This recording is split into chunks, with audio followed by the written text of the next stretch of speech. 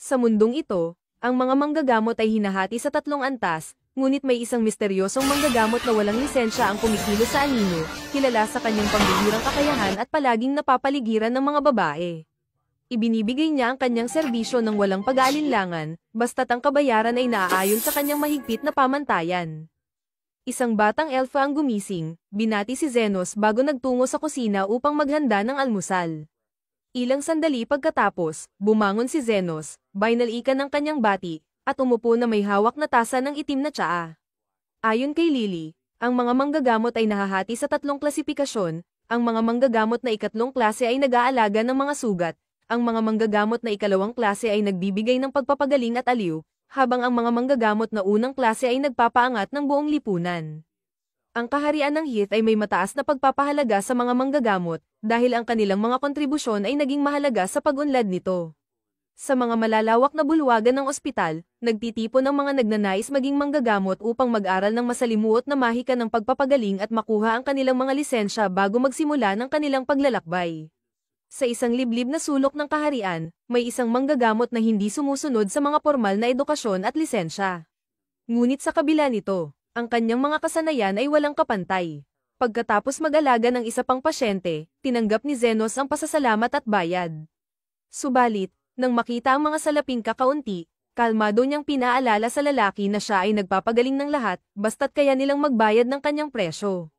Pagkatapos umalis ng pasyente, naalala ni Lily ang nakatakdang pagbisita sa bahay. Sinabihan siya ni Zenos na bumalik bago magdapit hapon, kaya't ang elfa ay nagpasya na maghanda ng hapunan sa kanyang pagkawala. Nang maiwan mag-isa, pinaganya ni Lily ang apoy, pinutol ang mga carrot at pinakulo ito sa isang kaldereta. Ang amoy nito ay agad na nagpahatak kay Carmilla, na sabik na sumilip, nag-aasam ng isang kagat. Dahil sa kanyang sigasig, pinatahimik ni Lily siya, sa huli, nagsasanay siyang maging asawa ni Zenos balang araw. Nang magtiwala siya, tumango si Carmilla at umatras papunta sa kwarto, dahan-daang naglipad upang magpahinga. Ilang sandali ang lumipas, pumasok ang isang babae na nagngangalang Zophia. Naghahanap kay Zenos. Nang malaman niyang wala siya dahil sa isang house call, nagpasya siyang maghintay. Sa kanyang matalim na mga pangil na parang peteng, inaasahan niyang maakit ang pansin ni Zenos para sa kanyang sarili. Ngunit sa kasamaang palad, hindi laging pabor ang kapalaran sa mga nais. Habang nagaganap ang eksena, dumating si Linga, naghahanap ng pinakamahalagang manggagamot sa mga kababaihan ng Heath. Ipinahayag ni Lily ang karaniwang paalala, na nagdulot kay Linga ng buntong hininga ng pagkabigo, inaasahan niyang magkakaroon siya ng pagkakataong magpasikat kay Zenos. Marahil ay may kasamang stroke ng buntot bilang dagdag na pagsuyo. Bago pa siya makapaghinagpis, si Zophia ay mayabang na pinaalala sa kanya na siya ang unang dumating at iminungkahi na umuwi na lang siya.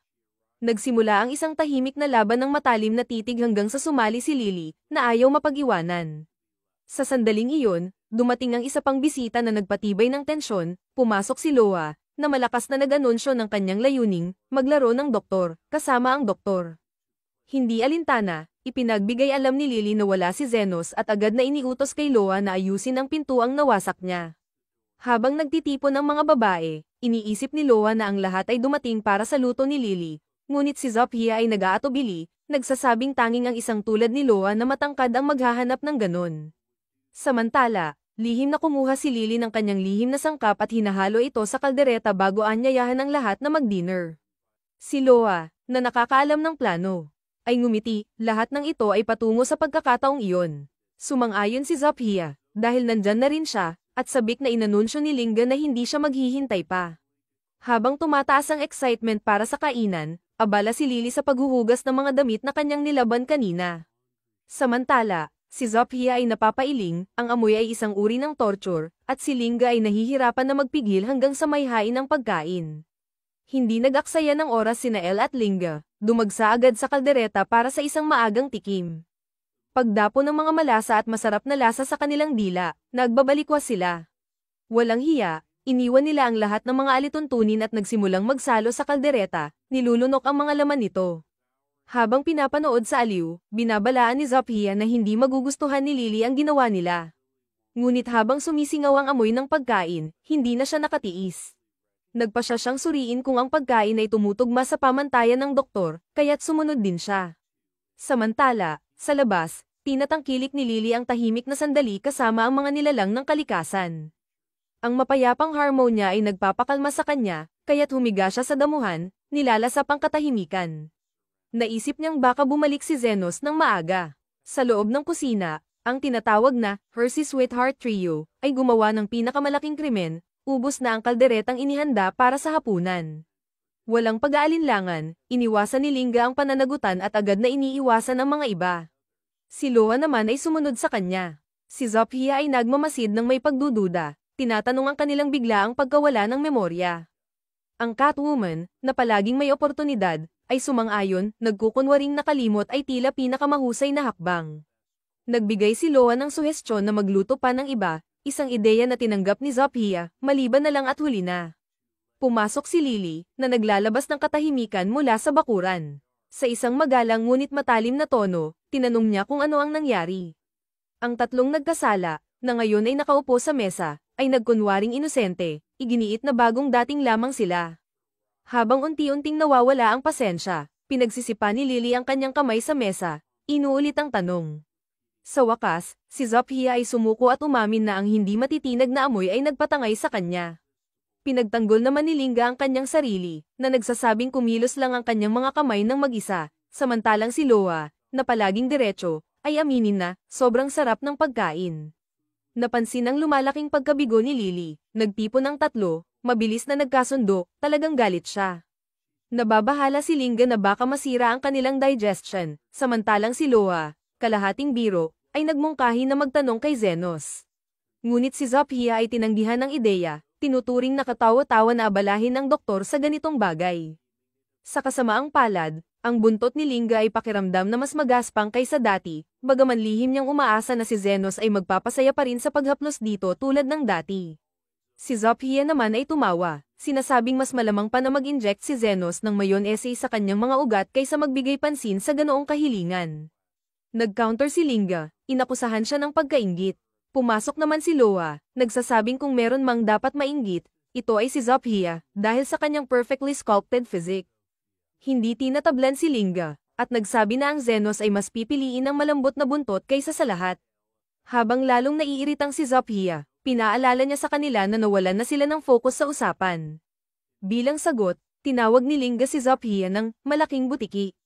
Nang hindi magtagal, sumagot si Zophia, tinawag naman si Linga ng maliit na aso.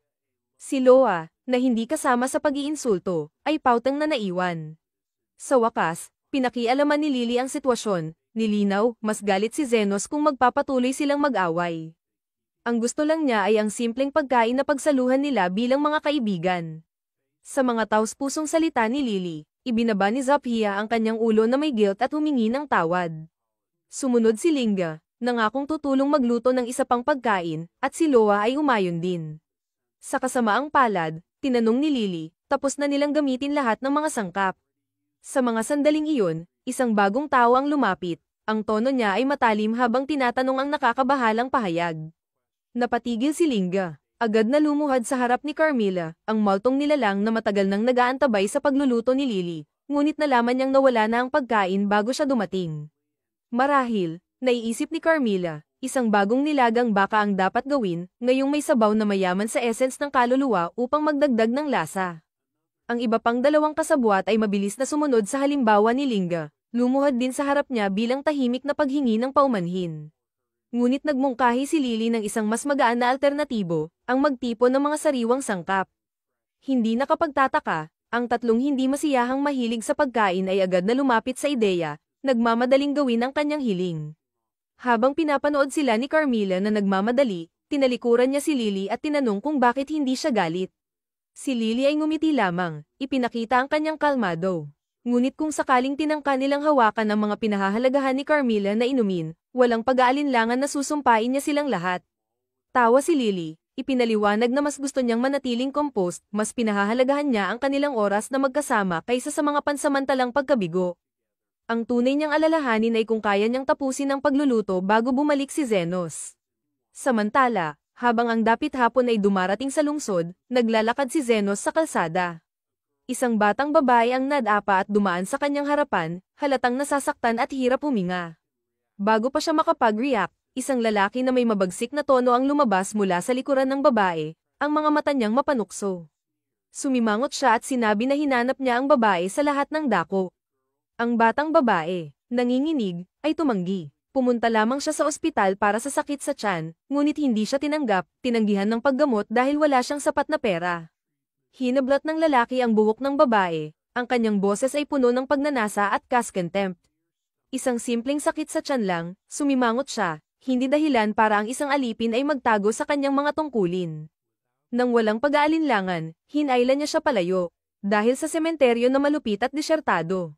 Itinapon niya ang babae sa isang luma at sira-sirang puntod, marumi, punit, at sa kanyang pananaw, bagay na bagay sa isang semi-human tulad ng babae. Hindi niya alam, isang anino ang gumalaw mula sa libingan, tahimik na pumapasok sa katawan ng batang babae.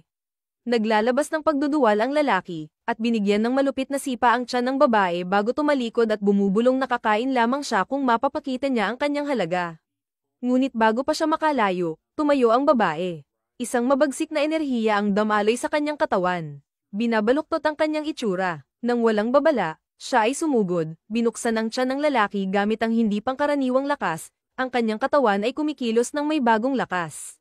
Napansin ng lalaki ang nangyayaring kabangisan, naglalakad siya sa mga guho ng lungsod, ang kanyang mga sigaw para sa tulong ay pamunit sa dilim, hanggang sa siya ay mapunta sa harap ni Zenos.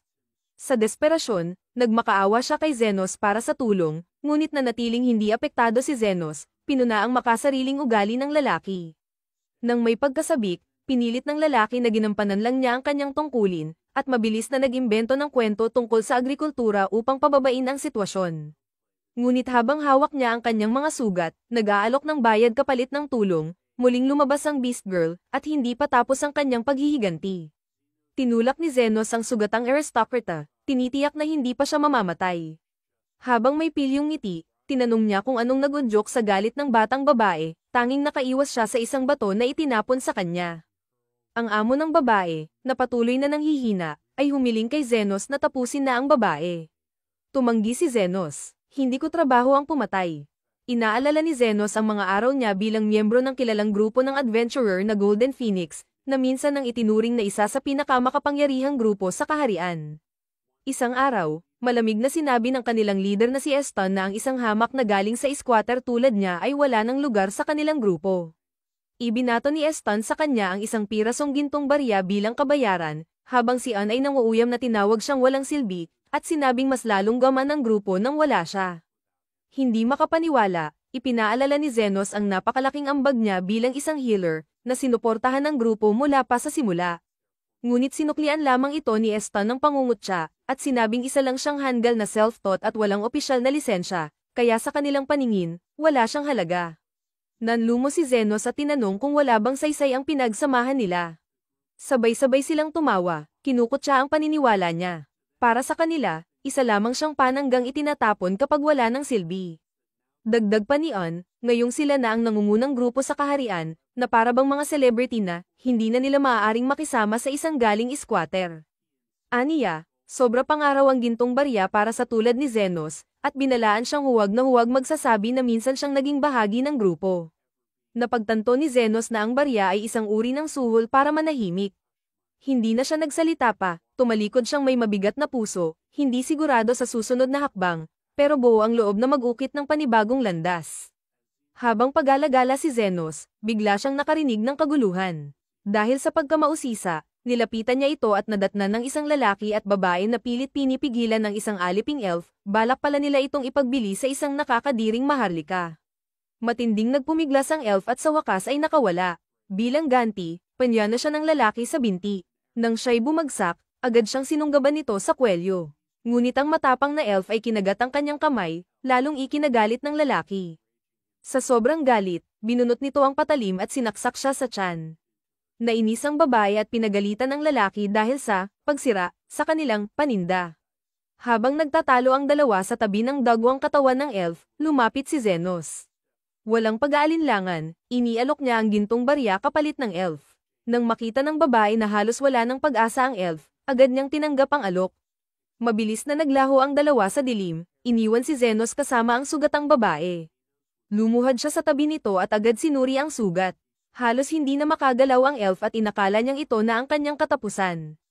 Ngunit si Zenos, isang bihasang manggagamot, ay agad na ginamo ang sugat, na parabang wala lang, at tuluyang pinanumbalik ang kanyang kalusugan. Gulat na gulat ang elf sa paggaling niyang walang kirot. Maluhaluhang nagpasalamat siya at nagpakilalang si Lily ang kanyang pangalan. Nang malaman niyang ginastos ni Zenos ang gintong barya para sa kanya, agad siyang nabahala. Napansin ni Zenos ang kanyang pag-aalala. Kaya't agad niya itong sinigurong wala siyang pakialam sa baryang iyon. Sa totoo lang, ayaw na rin niyang hawakan pa ang mapagmataas na alaala ni Eston.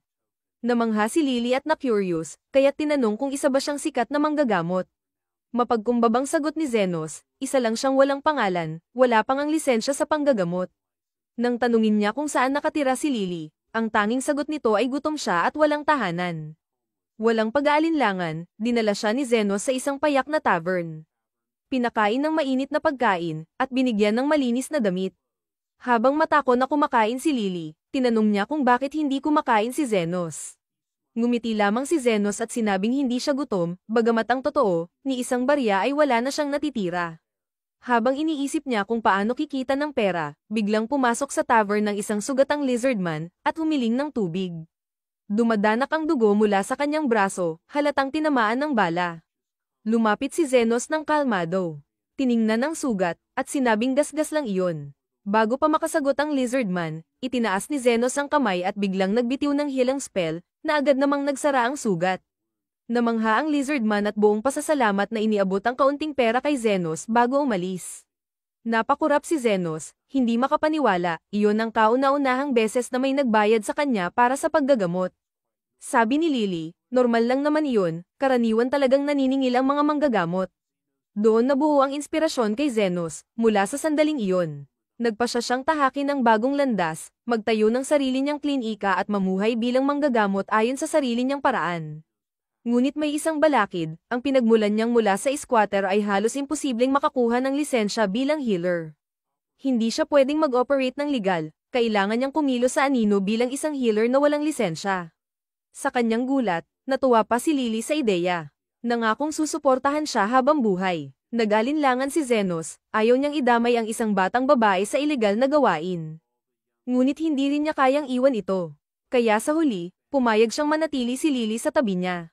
Dinala niya si Lily sa isang pinabayaan at liblib na distrito sa labas ng bayan, kung saan ang mga sirang gusali at tahimik na mga kalye ay abot tanaw ang lawak.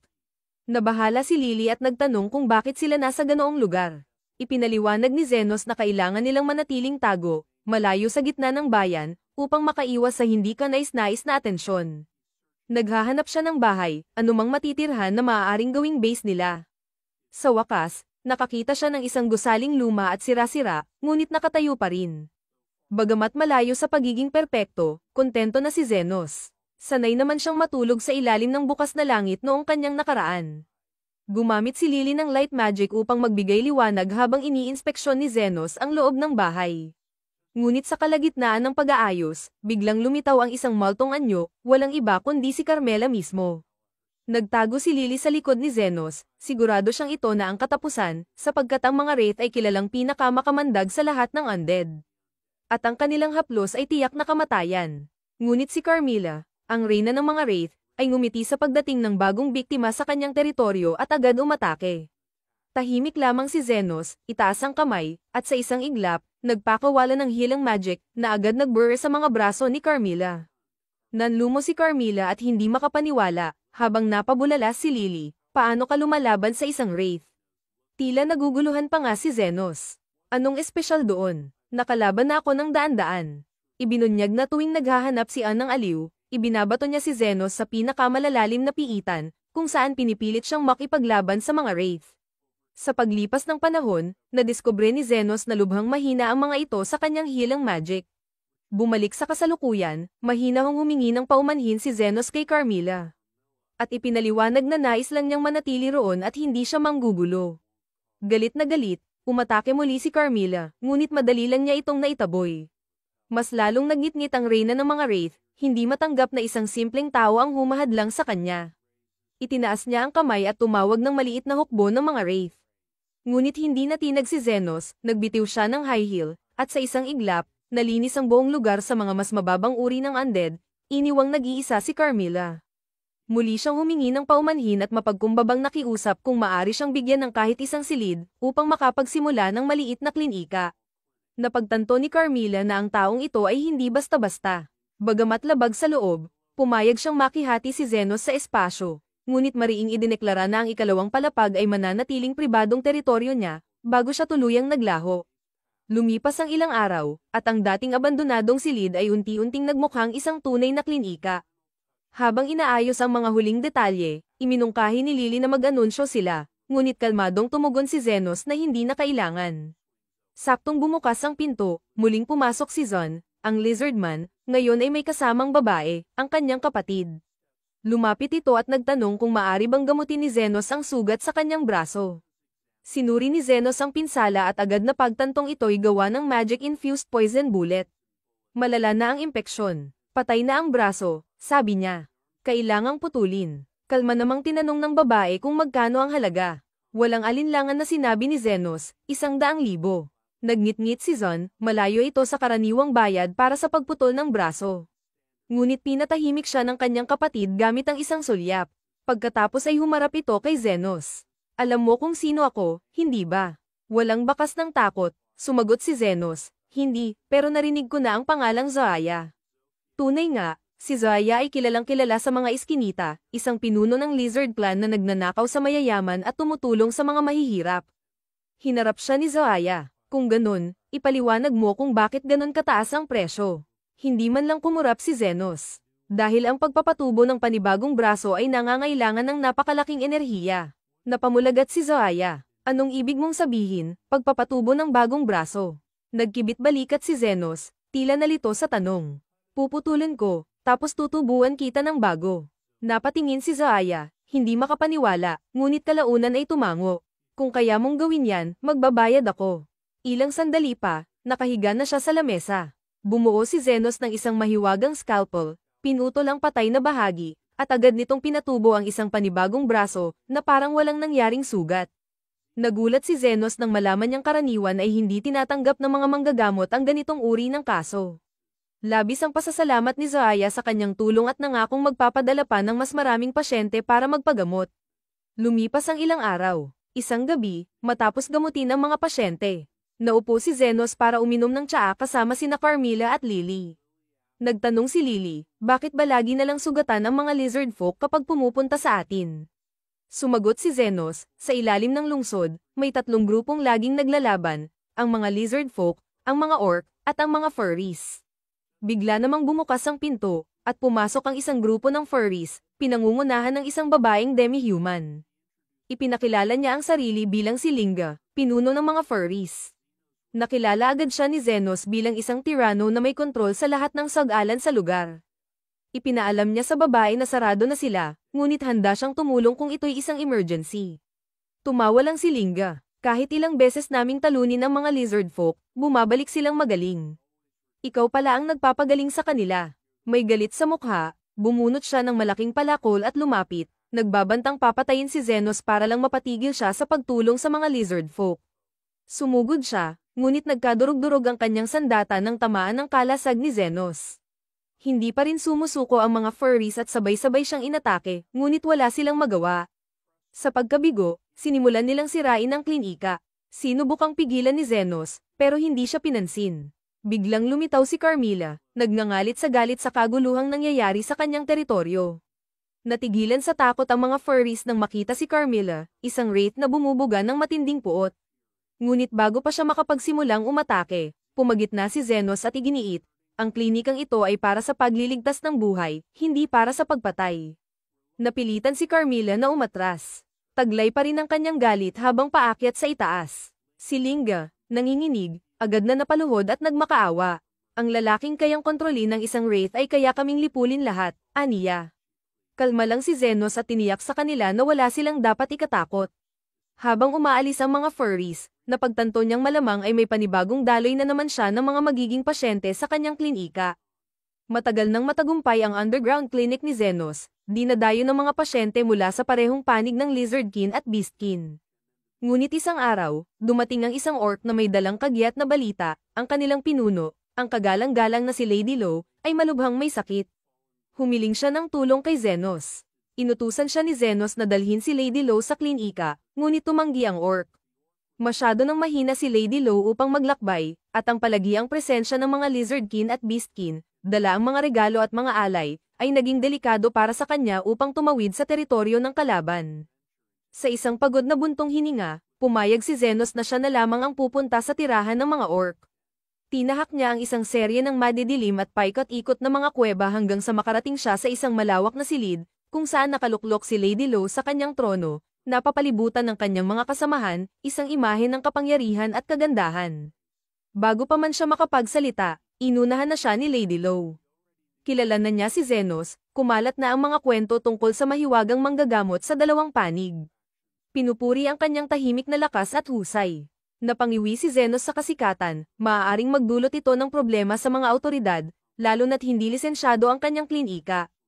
Tinanong niya ang mga sintomas ni Lady Lo, ngunit ngumiti lang ito ng may halong hamon at sinabing subukan niyang hulaan ito nang walang kahit anong palatandaan. Lumapit si Zenos kay Lady Lo nang may kalmadong kasanayan, sinuri ang kanyang katawan sa posibleng pisikal na pinsala, ngunit wala siyang nakita. Ipinagpatuloy niya ang pagsusuri sa loob, at agad niyang natukoy ang isang bukol sa kanyang tiyan. Hindi ito bata, kundi isang monwan, isang mapanganib na batong sumasabog.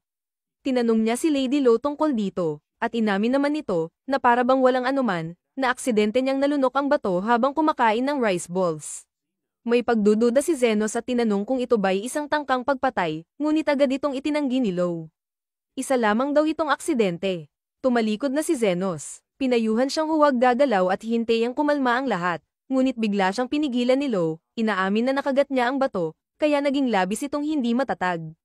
Kahit ang pinakamaliit na paggalaw ay maaaring magdulot ng pagsabog. Agad lumapit ang mga orc na nakapaligid sa kanya, ipinahayag na mas pipiliin nilang mamatay kasama ang kanilang pinuno kaysa iwan siya. Hindi natinag si Zenos sa kanilang drama at handa na sanang umalis, hanggang sa magbigay si Lo ng isang hindi inaasahang alok. Ipinahayag niyang may nakatagong kayamanan sa isa sa mga ball at nais niyang ibigay ito kay Zenos. Akala ni Zenos ay isang biro lamang ito, pero sinalo niya ang gintong susi na inihagi sa kanya. Nagtataka, tinanong niya kung bakit siya binibigyan ng ganoong alok. Sagot ni Lo, narinig daw niyang palaging patas ang hinihingi ni Zenos bilang kabayaran, ngunit ni minsan ay hindi ito tumanggap ng kahit isang barya mula sa mga bata. Humanga si Lo sa integridad ni Zenos at hinikayat siyang ipagpatuloy ang marangal nitong misyon. Sa isang pagod na buntong hininga, humarap muli si Zenos, hinugot ang kanyang mahiwagang panestis, at mabilis na gumawa ng hiwa sa tiyan ni Lo. Napasinghap sa gulat ang mga orc at muntik nang umatake, ngunit bago pa sila makalapit, hinugot na ni Zenos ang mana stone at agad niyang pinagaling ang sugat. Namangha si Lo sa mabilis at maayos na paggaling, at agad siyang nagbabala kay Zenos na itapon na ang bato bago pa ito sumabog. Ngunit hindi natinag si Zenos. Tahimik niyang pinisil ang pabugsong core sa kanyang kamao. Malakas itong sumabog. Nang hamupa ang alikabok, napatulala si Lo, hindi man lang nasugatan si Zenos, kalmado niyang ipinagpag ang mga debris sa kanyang balikat. Wala siyang sinabi, inihagis lang pabalik ang gintong susi sa kanya at tumalikod na upang umalis. Pinigilan siya ni Lo at tinanong kung bakit niya pa ito iniligtas gayong maaari naman niyang angkinin ang kayamanan. Sumagot si Zenos na kinukuha lang niya ang karapat-dapat, at ang alok ni Lo ay lampas pa sa halaga ng simpleng operasyon. Mula noon, nagsimula nang dumalas ang pagdalaw ng mga pinuno ng tatlong paksayon sa kanya, kadalasan ay wala namang seryosong karamdaman. Sa tingin ni Zenos, dala lang ito ng pagkabagot, ngunit may ibang hinala si Lily, na kinumpirma ni Carmela, na ang tatlong pinuno ay lubusang umiibig na kay Zenos, at posibleng sumiklab ang isang digmaan para sa kanyang puso. Tinawanan lang ni Zenos ang mga chismis, iginiit na isa lang siyang simpleng manggagamot. Ngunit hindi nagtagal, tila nagkatotoo ang hula ni Carmela. Isang araw, dumating ang tatlong pinuno ng paksayon, isa-isa, dala ang mamahaling regalo at mga gourmet na pagkain, bawat isa'y naghayag ng layuning magdeklara ng digmaan kinabukasan. Pagsapit ng bukang liwayway, umalingaw-ngaw ang tensyon sa larangan ng digmaan. Magkakatabi ang mga miyembro ng Lizardkin, Beastkin, at Orc clans, nagpapalitan ng kwentuhan habang naghahanda para sa isang digmaang magtatakda kung sino ang tunay na magiging pinuno ng ilalim ng mundo. Bago pa man tumama ang unang suntok, dumating sina Zenos at Lily sa arena. Ngunit imbes na pigilan ang kaguluhan, kalmado lamang na hinimok ng underground na doktor ang lahat na tapusin na ang lahat ng ito, ng minsanan. Sa isang iglap, si Zophia ang unang kumilos, bumunot ng mga patalim at umatake kay Linga. Madaling nakailag ang maliksing beastkin. Ayaw magpaiwan, sumabak din ang pinunong orc sa gitna ng labanan, ngunit mabilis siyang iniwasan ni Zophia gamit ang bihasang galaw. Sumiklab ang kaguluhan. Nagbanggaan ang mga sundalo mula sa tatlong paksayon sa mabangis na sagupaan. Habang ang mga pinuno naman ay nagpalitan ng mga mapanganib na atake na may layuning pumatay. Pinanood ito ni Lily, halatang nababahala. Ngunit maya-maya lang ay may napansin siyang kakaiba, sa kabila ng matinding karahasan, wala ni isang namamatay. Ang mga sugat ay agad na naghihilom sa oras na ito'y natamo. Kalaunan, napahinto ang mga pinuno, hinihingal at naguguluhan, saka napagtantong buong oras ng labanan ay palihim silang pinapagaling ni Zenos. Napailing lang si Zenos, magpatayan kayo hanggat gusto nyo. Aniya ng malamig, pero mga pasyente ko pa rin kayo, at ginagamot ko ang lahat ng pasyente ko. Sa sandaling iyon, nagtawanan na lang ang mga pinuno, sa wakas ay naliwanagan kung gaano nakaabsurdo ang kanilang sitwasyon. Napagtanto nilang walang saysay ang kanilang tunggalian, kaya't nagkasundo silang magkasamang mamuno sa ilalim ng mundo ng may pagkakaisa. Masayang ngumiti si Lily, habang si Zenos naman, sa kanyang praktikal na paraan, ay nagkomento na hindi biro ang paghilom sa buong larangan ng digmaan, at sisingilin niya sila ng mahal para doon. Makalipas ang ilang araw, bumalik sina Zophia at ang kanyang kapatid sa klinika para magpagamot. Naroon na sina Linga at Lo, nakahilat at relax na relax. Nagtanong si Zenos, may halong kuryosidad, kung paano naman nasaktan si Zophia sa pagkakataong ito. Nakangiting ipinaliwanag ni Zophia na isa siyang magnanakaw na ang mga target ay mayayamang maharlika, at ang nakukuhang yaman ay ibinabahagi niya sa mga mahihirap sa looban. Sa huli niyang pagnanakaw, nakasagupa niya ang mga Royal Guard at nasugatan. Iba naman ang kwento ng kanyang kapatid, bigla raw siyang inatake sa gitna ng daan ng isang babaeng baliw na kilala sa ngalang Iron Rose, na walang tigil siyang inupakan, parang Amerikano na may hawak na minigun, biro pa niya. Napatawa si Carmela at binalaan si Zenos na malamang ay bumisita rin sa kanya ang Iron Rose. Sa wakas kasi ay nagkakaisa na ang tatlong paksyong matagal nang nag-aaway, siguradong nakatawag na ito ng pansin sa mga maharlika. Napabuntong hininga si Zenos, walang interes sa mga politikal na kaguluhan. At naupo para tamasahin ang pagkaing inihanda ni Lily. Ngunit tama si Carmela, nakapasok na sa looban ng Iron Rose, at nanlaki ang mga mata sa nasaksihang kapayapaan, mga beastkin na naglalaro ng baraha kasama ang mga lizard folk, at mga orc na masayang nagtatawanan sa piling ng dating mga kaaway. Napansin niya ang isang lizardkin na kalmadong umiinom ng ale sa isang tahimik na kanto ng kalsada. Lumapit siya at nagkomento, matagal na rin mula nang huli akong nakatapak sa looban, ang daming nagbago. Tiningnan siya ng lizardkin at sumagot, ngayong nagkaintindihan na kami, napagtanto naming hindi naman kami talaga magkaiba. Wala nang saysay ang mag-away. Naengganyo siya, kaya tinanong kung sino ang tagapamagitan na nagpahinto sa digmaan. Nagkibit balikat ito. Ayaw ng taong yun ng atensyon. Hindi ko siya babanggitin. Biglang tumigas ang ekspresyon ng babae. Walang babala, sinunggaban niya ang kwelyo ng lizardkin at itinapat ang baril sa tiyan nito, nagbabantang babarilin siya. Sa kabila ng banta, tumanggi pa rin itong ibunyag ang pangalan ni Zenos, at nakasigaw pa ng saklolo. Sa kabutihang palad, naroon malapit sina Zophia at ang kanyang kapatid. Sa biglaang pagdating nila, napilitan ang babae na umatras. Habang tumatakas, napansin niya ang mga kamay ni Zophia, ganap ng gumaling, at naningkit ang kanyang mga mata. Habang naglalakad sa looban, napadpad siya sa klinika ni Zenos sa gitna ng gabi. Dahan-dahan niyang binuksan ang pinto at kalmadong nagtanong ng direksyon palabas ng lungsod. Ngunit sa mismong sandaling gumalaw si Zenos upang tumulong, agad siyang nagpaputok ng isang smoke grenade. Nanlaki ang mga mata ni Lily sa gulat, nanatiling nakatayo at hindi alam kung ano ang susunod na mangyayari.